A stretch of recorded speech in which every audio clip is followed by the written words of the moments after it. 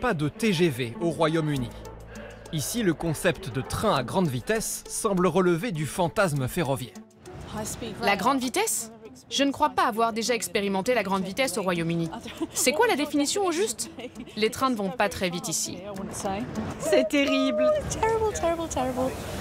Des trains qui filent à plus de 300 km/h dans la campagne anglaise. Comme en Europe, c'était pourtant le projet qui devait voir le jour l'an prochain. La ligne High Speed 2 devait désenclaver le nord de l'Angleterre. Elle s'est transformée en fiasco monumental. Dans le centre du pays, le village de Deborah Mallender se trouvait sur le tracé de la future LGV. Le tunnel devait passer juste sous cette colline. Des tas de maisons ont été laissées à l'abandon. Nous sommes un village fantôme à présent.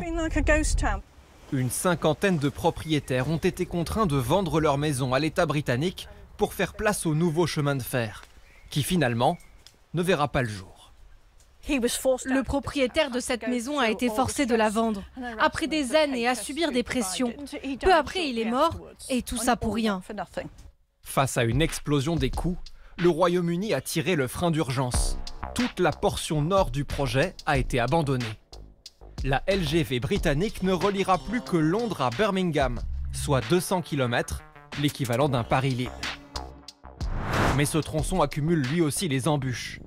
Initialement prévu pour 2026, il accuse déjà 10 ans de retard et devrait frôler les 120 milliards d'euros. C'est le chemin de fer le plus cher du monde. Chaque kilomètre de voie coûte 10 fois plus qu'en France. C'est ici que se trouveront les nouveaux quais. Ce consultant qui travaillait sur le projet a tenté de lancer l'alerte en voyant les coûts déraper. Au lieu d'être écouté, il a été débarqué. Le projet est tout simplement trop gros. Personne n'a eu le courage de dire « il faut tout arrêter ». Ça me rend furieux. C'est une telle perte d'argent. On pourrait faire tellement de choses à la place. Construire des routes, des hôpitaux, des écoles. Comment le pays qui a inventé la locomotive à vapeur et lancé la révolution industrielle grâce au chemin de fer peut-il autant peiner à construire une ligne à grande vitesse? Pour ce spécialiste, le Royaume-Uni a négligé les investissements dans ses rails pendant des décennies. Il en paye la facture aujourd'hui. Nous avons trop longtemps délaissé les chantiers ferroviaires. Il n'y a pas de continuité.